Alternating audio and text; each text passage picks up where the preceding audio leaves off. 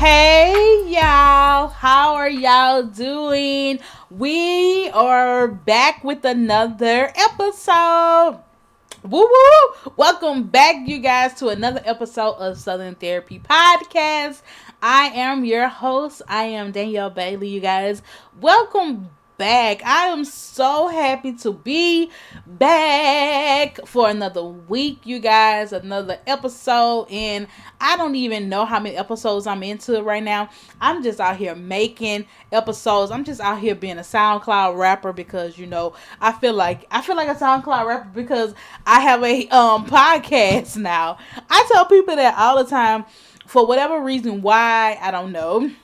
I don't know why I feel like that, but nonetheless, because I guess I hear people talk about SoundCloud rappers all the time, and so it's just like, I got a podcast on SoundCloud, so I just call myself SoundCloud rapper. But nonetheless, I actually do have substance on this podcast, but. Ooh, that was a little shade, honey. A little shade. But nonetheless, you guys, welcome back to another episode of Southern Therapy Podcast. And for those of you who are new to this actual podcast, this podcast is designed for the millennial person, the millennial woman or man. I will say that this podcast, because we will have a few men coming on the podcast. I will talk about that a little bit later. So it's really geared towards that. It's geared towards me just really discovering life, going through life, sharing what I'm going through with my life with people, to just find a common tribe, to find a common bond, and just to really just honestly, yeah, just to find a common bond, a tribe, to let people know that if I'm out here getting it, if I'm out here just trying my best to do it, like if I can do it, anybody else can do it. This podcast is something that's near and dear to my heart. So make sure you like it, make sure you download it, make sure you share it with a friend. This is a real and authentic podcast too. I actually am for those of you who do not know, I am a therapist. That's why it's called Southern Therapy Podcast. I'm a real life mental health, behavioral health therapist, and I help people during the daytime with depression, anxiety, and life challenges, and with marriage issues, and all that other great stuff, childhood trauma that we tend to go through and that we don't like to deal with. So you come to me, I help you deal with it, and you go on about your merry way, and you live a better, a more prosperous, a more freedom, a more loving life. Yes, if y'all can see my office, you will see the words on the wall. I have some words that are on the wall that says freedom, safety, love, and belong. A lot of times people do not feel free. A lot of times people do not feel love. A lot of times people does not feel like they're safe, nor do they feel like they belong to anything. They just feel alone. So my job is to help you feel those, at least one of those words, by the time you get ready to leave. But more than likely, you are going to be able to have a sense of all four of those words by the time you get ready to leave me, because that's what I do. I make sure you feel better. And if you don't vibe with me, I get you with somebody else who you may be able to vibe with. Not everybody is my client, and nor do I want to work with everybody. Okay? I've learned that the hard way. Not everybody is and it's not in a malicious way. It's just that not everybody will be able to understand my style or appreciate my style and how I come. Just like everybody will not listen to this podcast because they may not appreciate my style of podcasting. They may not appreciate the way that I speak or something like that, or my verbiage or the language that I use. Like, they may not appreciate that, and that's okay. And that's the same thing for therapy. So for those of you who are like listening and you want to go to a therapist, like, be patient with yourself. Like, understand that you have to find that right person. I've had people come to me one session and like they didn't come back. And I really just wish they would have told me that, hey, like, I'm not going to come back, or either, it's just not maybe a good fit for me. Let me try to find somebody else who you may be a good fit with. And it's not that it's going to hurt my feelings, but it's just that I want you to get the help that you need. I know that you need this help because I done listened to your issues and I know that you need it. So let's get to somebody else who may be able to help you. Like, I have other people that I know that you may be able to work with. I have another therapist down there, PA. I have another girl, another lady named Kenya. Like all of these other people that may be able to help you. And like, yes, our style are similar, but they're different. All in the same WAP. PA, she only works. She doesn't only, but she really prefers to work with men. That's her niche. That's her population. Kenya, she's a life coach. So it's like all of these different types of things. Like I can get you in the right direction. Okay. So for those of you who are actually looking for therapists, be patient. Like I said, because you may not vibe with the way that person speak, them with the language, and all of that. Like you may not vibe with that. I'm a realist. I talk like where people can understand. I have gotten this a lot. People tells me all the time. People like, okay, so a person, sometimes I mess up with my grammar, so people may not like that, but people's like, so some people have told me once before that they really and truly appreciate the way that I am able to give the information to people in their language to where they can understand it.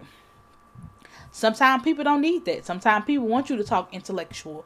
They want you to be able to do all of this and that. They want you to use those $2 and $3 and $5 words. That's not me. Like I turn that on when I'm in a professional setting, when I need to have that on. But other times, no, I'm not. Because sometimes I may not even be able to pronounce the word. Y'all, last week, my God, I had made a video and y'all, I struggled.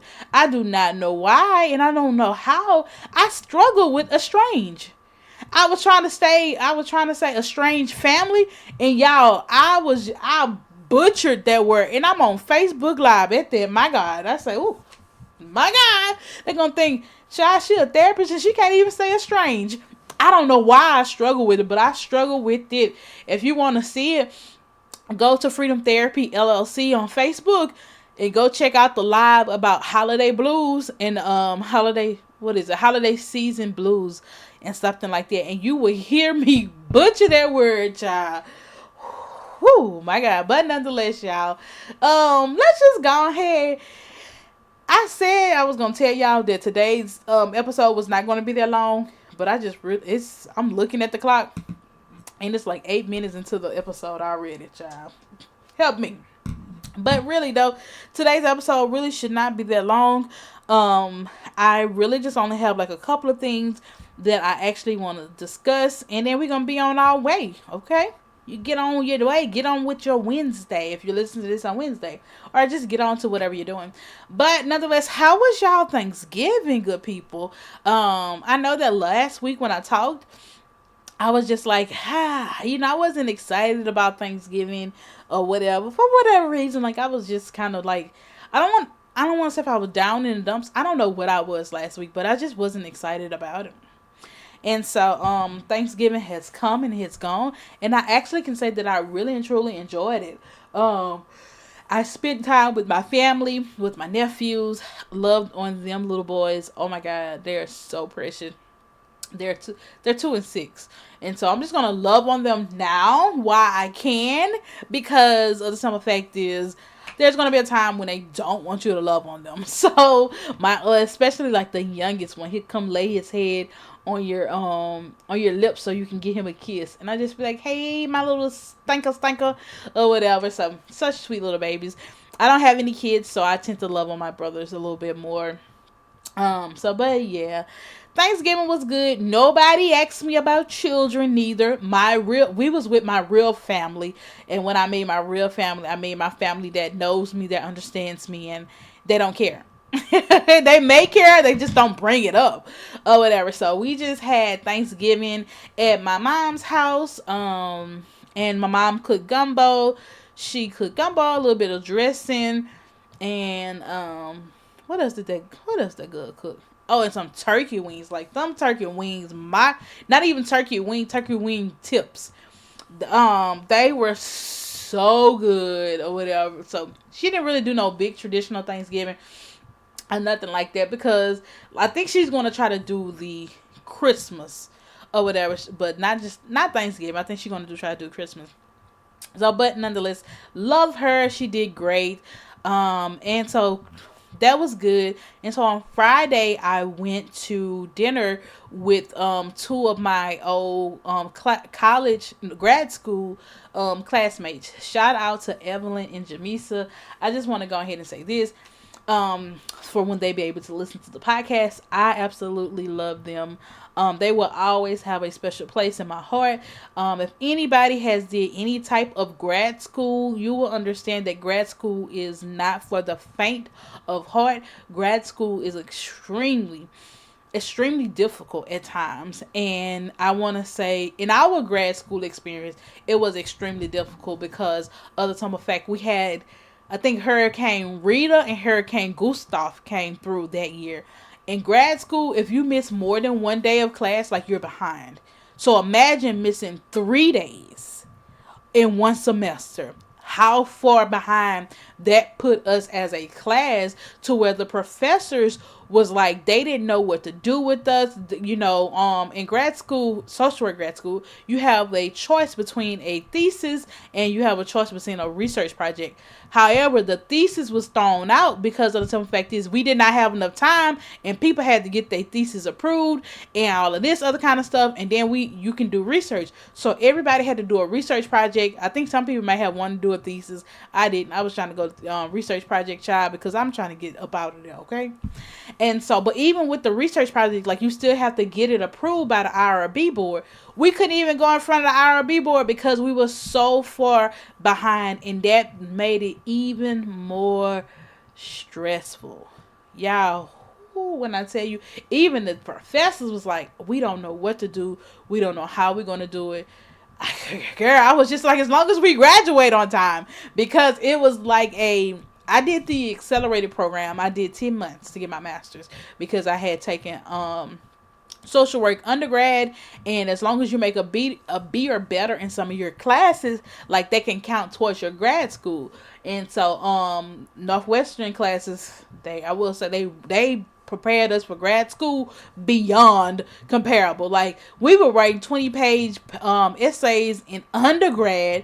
So when we got to grad school and they were saying, oh, a minimum of 20 pages, like, we was like, sure, we good with that. Where some people was like, they were struggling because their undergrad program only made them write 5 to 10 page papers.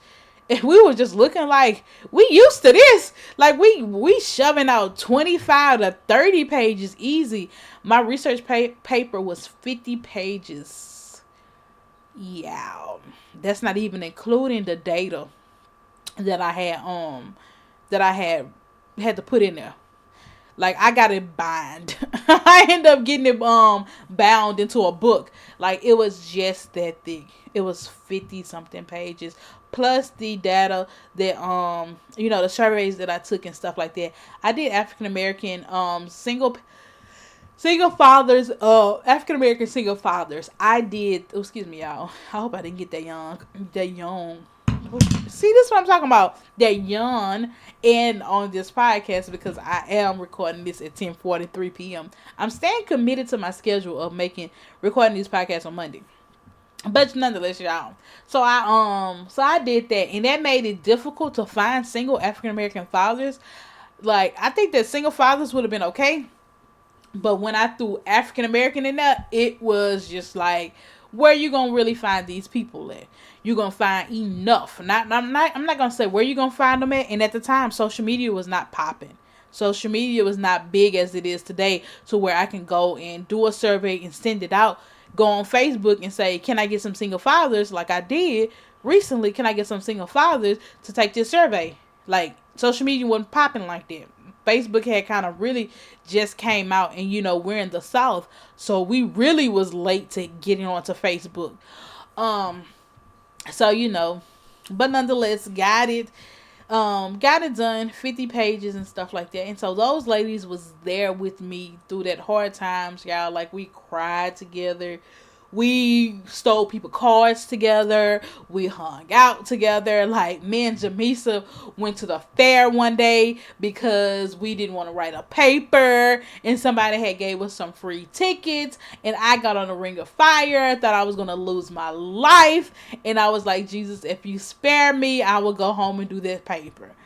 And yeah, it was so funny. It was so much fun. Like Jamisa has always been like me, her and Evelyn have always been like Jamisa. Me and Jamisa was like the partner in crime, and Evelyn was like the lover head one. Like she'd be like, "Come on, y'all, let's think about it," and me and Jamisa be like, let's go." Like me and Jamisa stole. Like this is a funny story. Me and Jamisa, we was I had a downstairs neighbor who was a Kappa that I had met. His name was Ronnie. He also was in the social work program too. So I had met him and whatever, and so like we used to go down to his house because I used to steal his Wi-Fi. Yes, he knew it too. He gave me the code. No, his Wi-Fi was free, so I used to hop on his Wi-Fi and stuff like that. So we would go down to his house and chill and stuff like that. He was a capo, like he did undergrad at SFA, so he knew a lot of people already. And so we would go and chill at his house. And so one night, me and Jamisa was there, and Evelyn was at her apartment. To say we were all close, none of us lived together. Like Jamisa had her own apartment, Evelyn had her own apartment, and I had my own apartment. Like Jamisa kind of stayed like right up the street from me, probably like about 5 minutes from my apartment, and Evelyn stayed like on the other side of town. Like we didn't know each other. Like I knew of Evelyn, and I didn't know Jamisa, but like we kind of formed a friendship when we got to grad school. Like Jamisa, I believe Jamisa had looked me up, and I heard that Evelyn was going to grad school at SFA, and so like we all fell into in friendship with each other. But nonetheless, let me get back to the story, y'all. So me and Jamisa, we chilling at our friend Ronnie's house. He was a social work major too. And so we down there, and so Ronnie just was talking mad crap and all the other kind of stuff. And so he has a car. He had a Honda, and it was a stick shift. So like he goes to the back to go do something, and Jamisa was like, "Let's steal his car." And so I was like, "Okay." So he goes to the back. We picked up the keys and all this and that. So we leave out, and I was like, "Okay, let's go, let's go, let's go." So Jamisa, I'm running with the keys, and we go, and we get in the car. And so we look down, and I was like, "Oh my God, I can't drive this. It's a stick shift." And so Jamisa was like, "I know how to drive it." So y'all, we stole his car, and so we went to go and pick up Evelyn. We went to go and show Evelyn what we had done, really, that we had stolen his car. So we get to Evelyn's apartment, which Evelyn's apartment probably was like 10 minutes away. So Ronnie still didn't know that we had his car. So we go to Evelyn's house, and so Jamisa say like sis barely knew how to drive this stick. Like I don't know how we made it to Evelyn's house. So we go to Evelyn's house or whatever, and like we just jerking, moving back and forth or whatever. And so we get there, and so we Jamisa, we try to park, and so like she just threw the car and parked, and like it was horrible parking. And so we called this slab parking. And so we called E. We was like, "Come outside." And so she was like, she come outside. She's like, "What are y'all doing?" And we was like, "Ta-da!" We were like, "Ta-da!" And she was like, "Oh my God." She was like, "Where's Ronnie at?" We was like, "We stole his car." And so nonetheless, like we went joyriding or whatever. And so he either called or text and said, "Y'all be careful in my car." He was like, "Y'all be careful in my car and don't ride out all my gas because my grandma."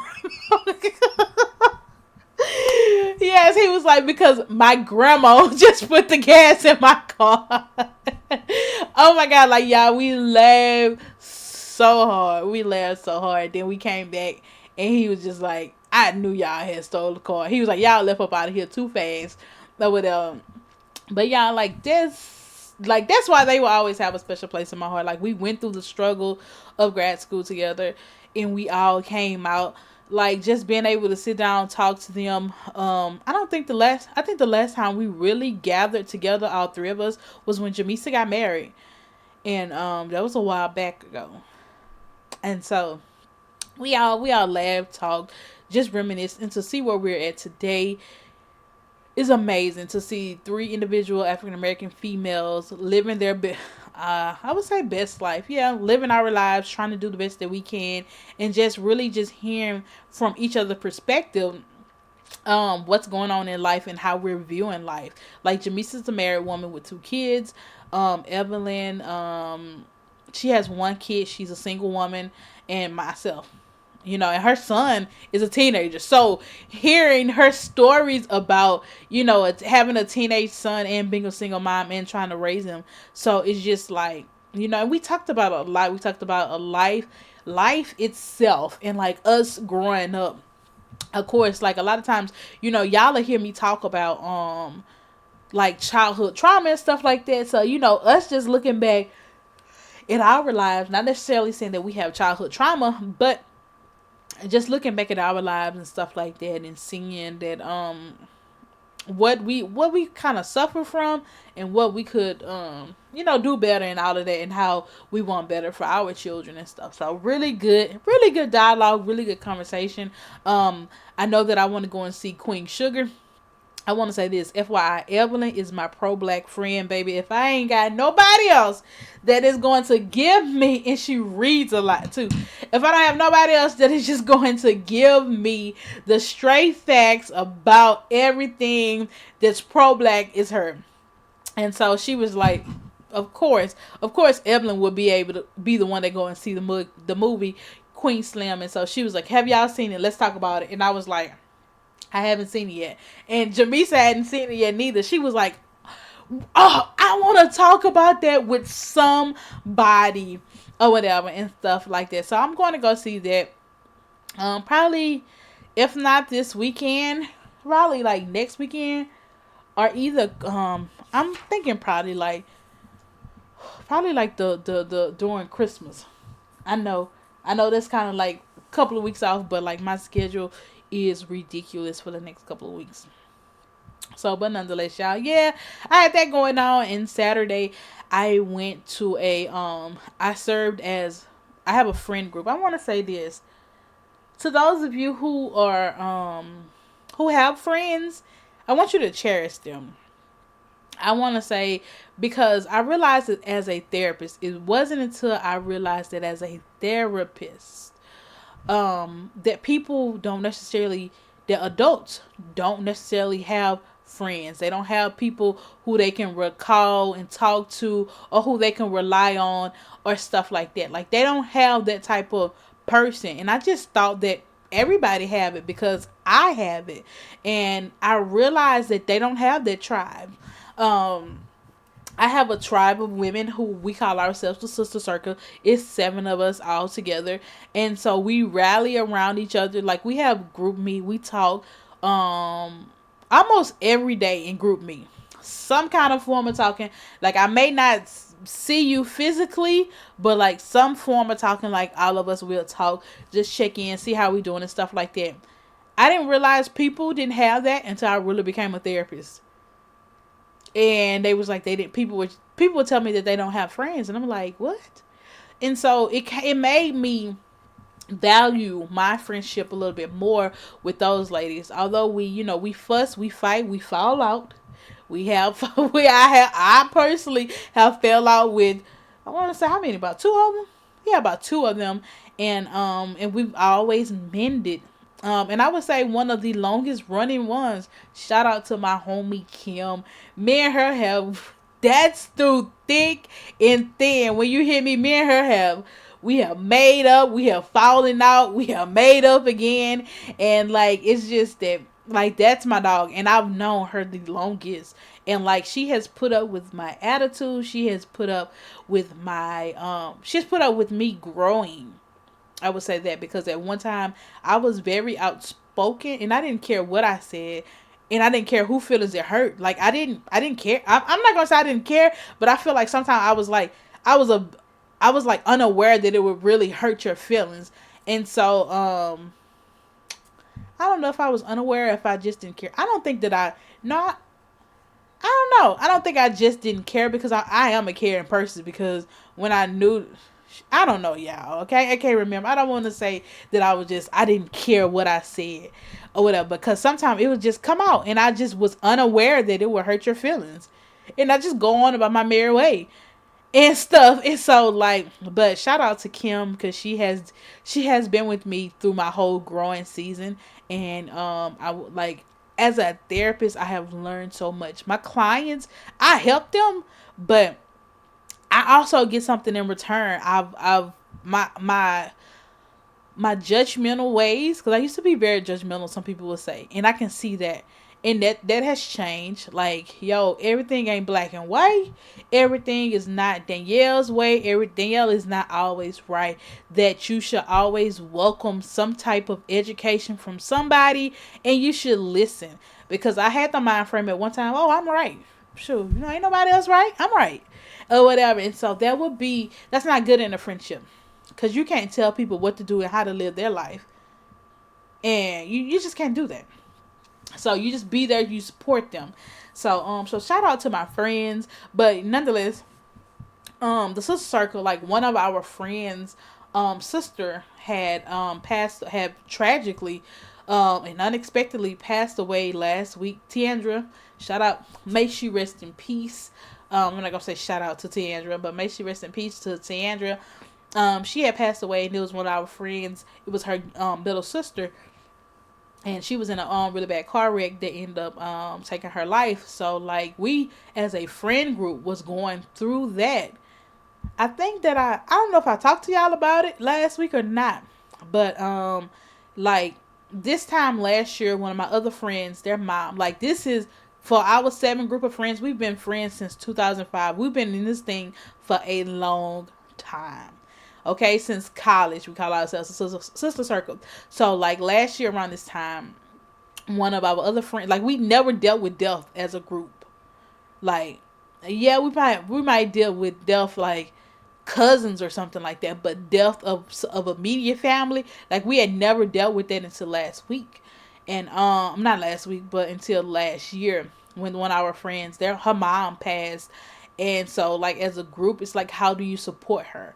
And so we end up coming together, rallying together as all 7 of us.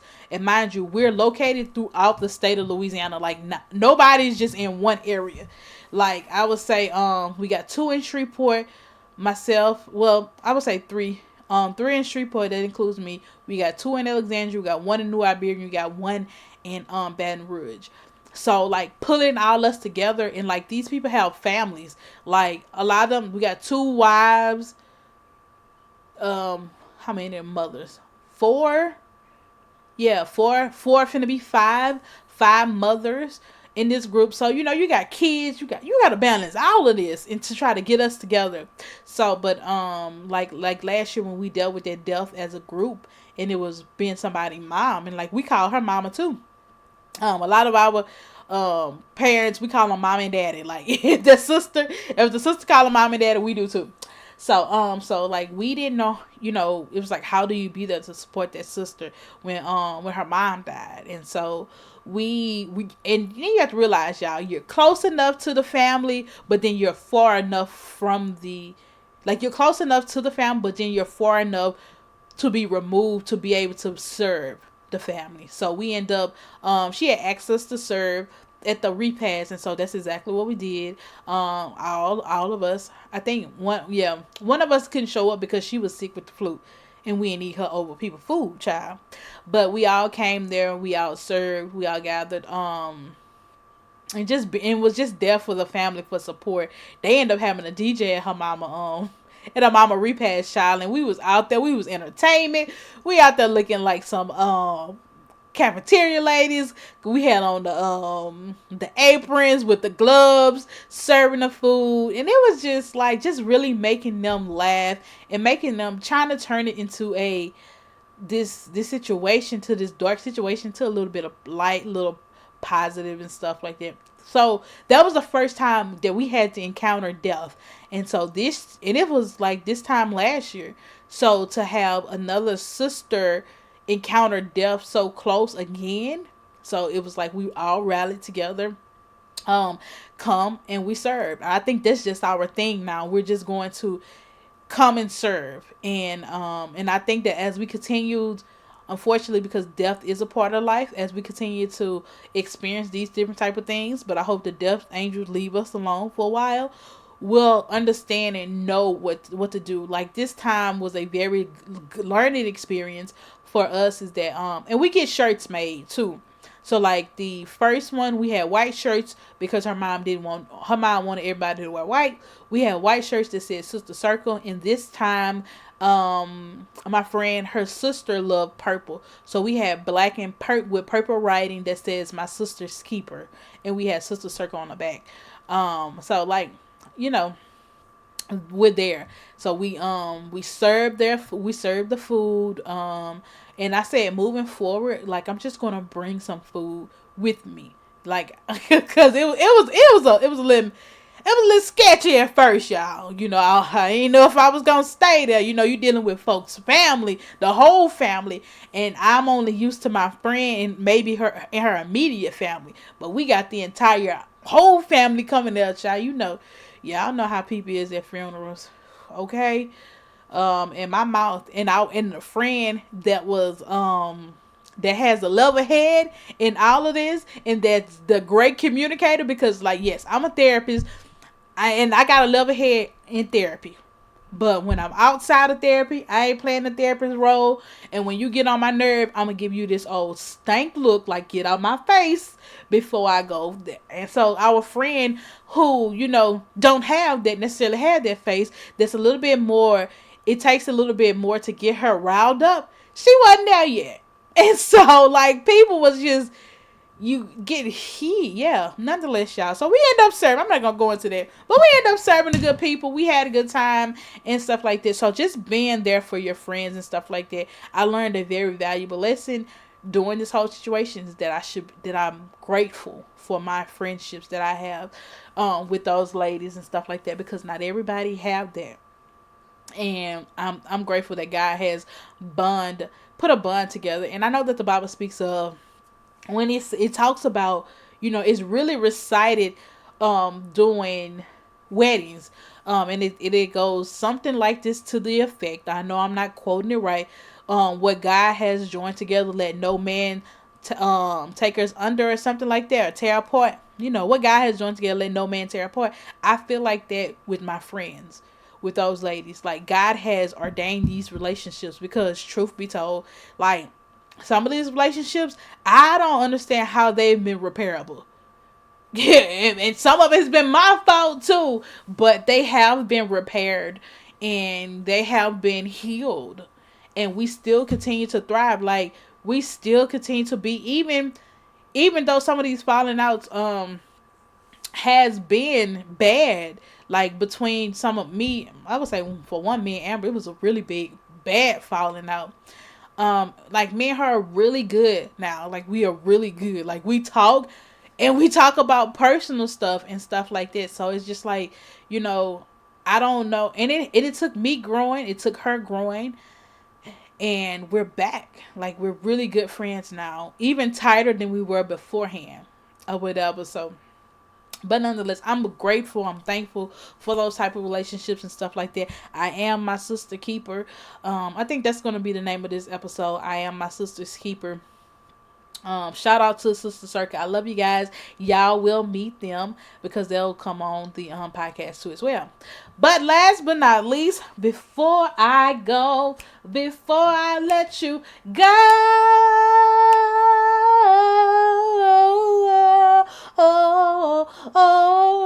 yep, I know. Y'all ain't want to hear that.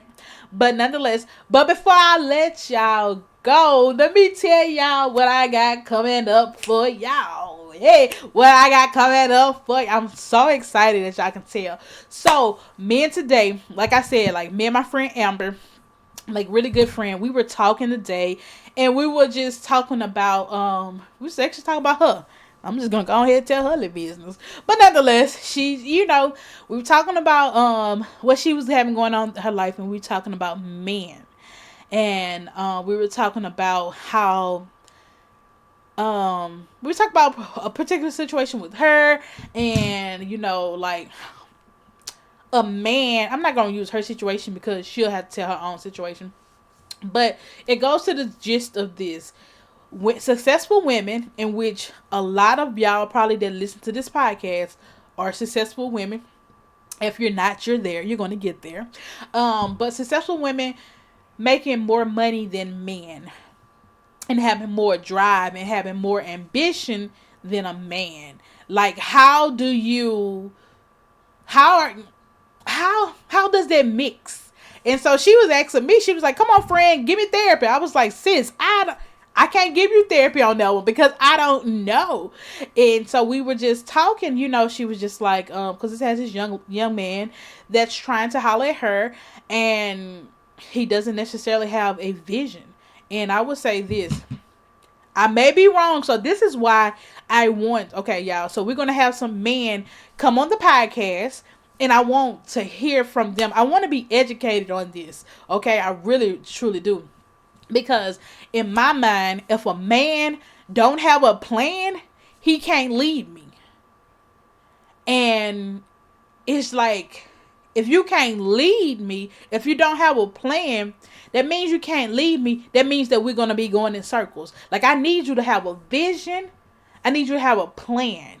If you want to assume the head of household or whatever, if you want to be the leader in a relationship, like, you have to have a plan. I'm not the type of woman that's just going to fall in line. You ain't got no plan. You ain't got nothing mapped out. You can't tell me what we what? No. And you want me to be supportive? Supportive of what?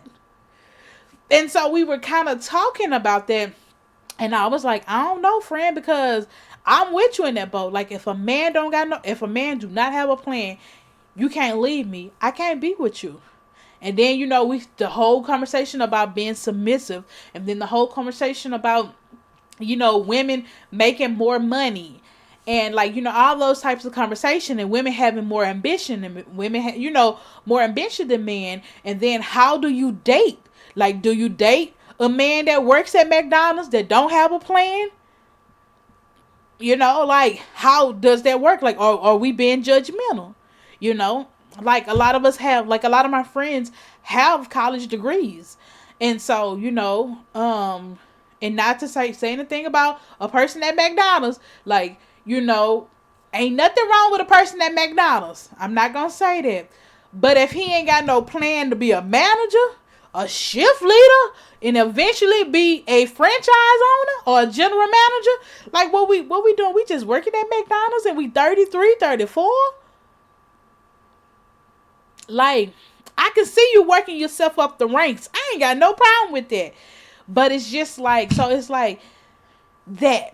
Like, what do I do? And that's why I say I need a male perspective. So I reached out on Facebook, and I was like, hey, I need a few good men.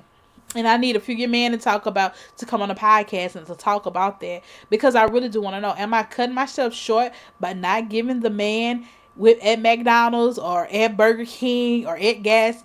But y'all, like, am I being too hardcore as a female that's ambitious, that's just drive? Like, I'm trying to own the McDonald's, okay? I'm not trying to be the fry cook. Let me own the McDonald's, okay? Let me own the gas stations. Like, those are my dreams and those are my hopes. So if you just okay with being a fry cook at McDonald's, it's almost like, I don't like, that's why I'm bringing men on here to get the understanding of, like, am I being so judgmental? Am I being too hard or whatever? Am I asking or wanting too much? Because a lot of times people be like, oh, you want too much. You got too much. All of this and that. And it's just like, is it really? Is it too much for me to ask? For him, I mean, I feel like people have just become okay with, oh, he got a job, he working. He making $725. And like I said, ain't nothing wrong with that. But I need you to have more than, I need you to have more than the vision. Like, $725 can't pay what kind of apartment are you living in? Or more than likely, you probably living with somebody. So, like, there ain't nothing wrong with that, but it's just like, Ain't that I don't want to, I don't know if there's something wrong with that. I don't know. So that's why I'm having men come on here so we can just actually discuss and talk about this.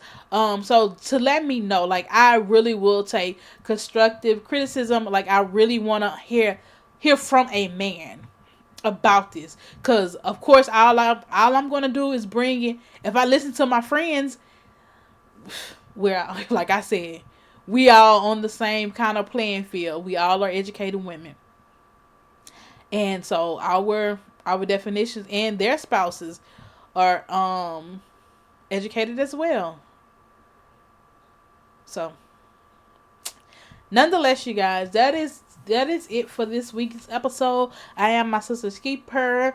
I am going to try to have these men come on soon. I'm not going to give you a drop date, but I have already I'm going to I put out a Facebook post today, and I want to say one, two, three.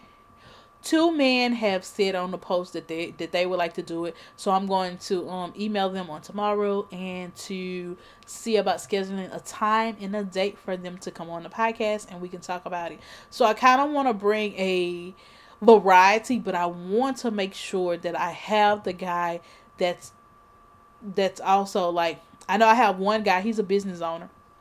So, I'm not sure how much of his perspective will he be able to give me, but who knows? He may be able to give me. He will give me some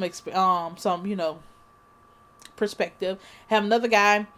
His wife actually, actually had suggested him, and so he was like, yeah, he would love to do it. So yeah, we're gonna have a little testosterone on the podcast, and so we can see what's going on that way. But nonetheless, y'all, thank y'all for listening to Southern Therapy Podcast. I love you guys. Make sure y'all tune in to next week's podcast, and I will see y'all later. Make sure you download this. Make sure you share this. Make sure you subscribe to whatever listening platforms you're on. And I'll talk to you next week. Bye, later. What? Hello, my good people. I love y'all so much. Bye, y'all.